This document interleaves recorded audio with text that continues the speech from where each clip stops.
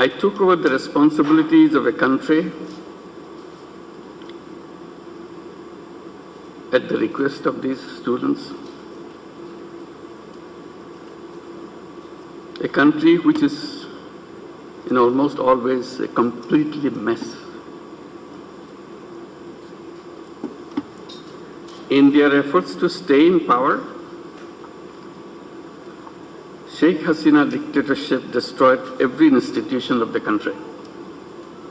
Judiciary is broken. Democratic rights suppressed through a brutal decade-and-a-half-long crackdowns in every way. Elections were rigged blatantly.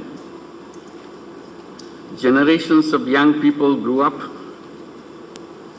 without exercising their voting rights. They never had an opportunity to go to a polling booth.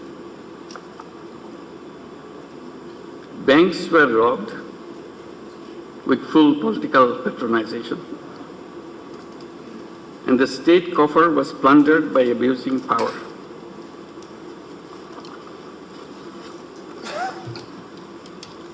Excellencies, a new era has begun as the students impressed upon us their dream of a country where people, regardless of their political, religious, or ethnic identity, will be able to fulfill their aspirations and enjoy full freedom of expression, with the government upholding democracy, justice, and human rights, and freedom of speech.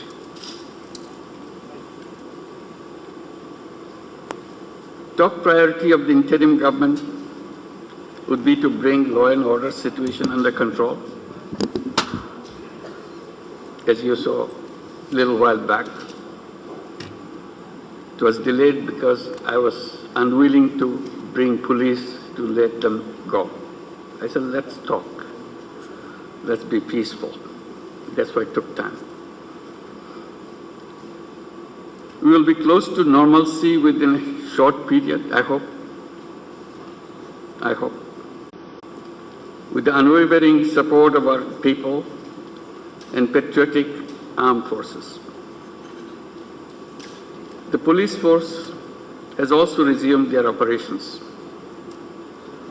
The armed forces will continue to serve in aid of civil power as long as the situation warrants.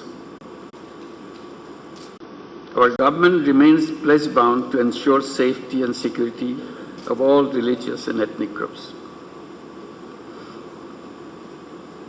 We have also made it a priority to ensure justice and accountability for all the killings and the violence committed during the recent mass uprising. I have spoken to the UN Human Rights Chief, Volker Turk. I welcome the UN Rights Office's move to send a UN-led fact-finding mission. We want an impartial and internationally credible investigation into the massacre and the subsequent due judicial process. We'll provide whatever support the UN investigators need. The revolutionary students want us to carry meaningful and deep reforms which will turn the country into a real and a thriving democracy. The task is huge, huge, but I feel it's doable. And we need your support for that, to make it happen.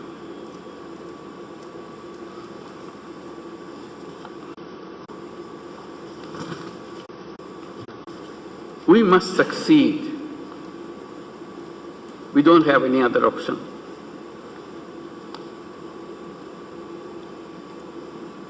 We will hold a free and fair participatory election as soon as we can complete our mandate to carry out the vital reforms in our election commission, judiciary, civil administration, security forces, and media.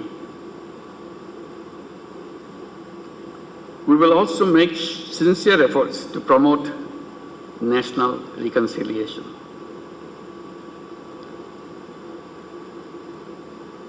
We will undertake robust and far-reaching economic reforms to restore macroeconomic stability and sustain growth, with priority attached to good governance and combating corruption and mismanagement. We are steeped into that.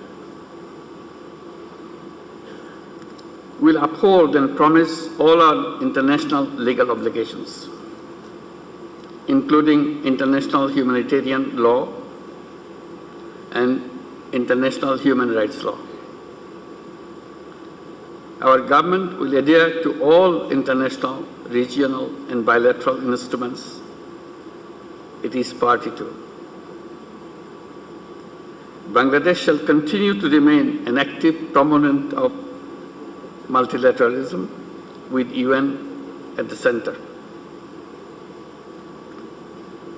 We look forward to maintaining and enhancing Bangladesh's contribution to the UN peacekeeping operations.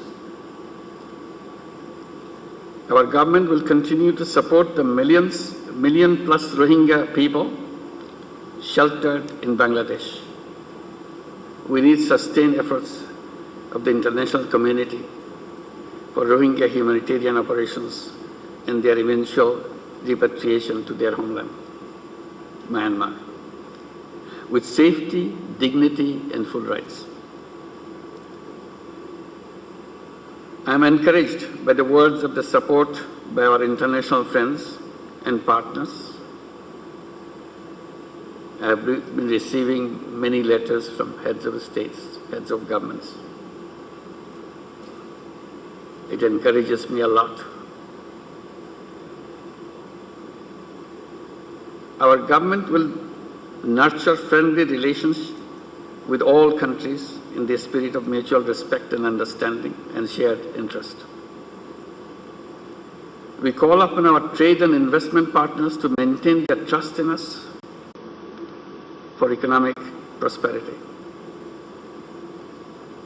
For our part, we won't tolerate any attempt to disrupt the global clothing supply chain in which we are a key player.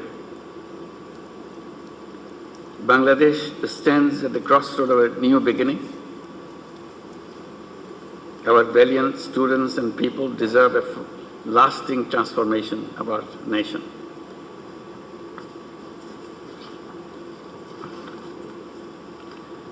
It's a difficult journey. We need your help, lots of help along the way.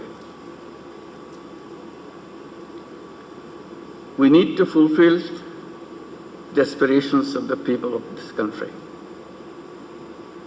And we have to do it sooner because they were deprived so long. We have to create opportunities, build a poverty-free and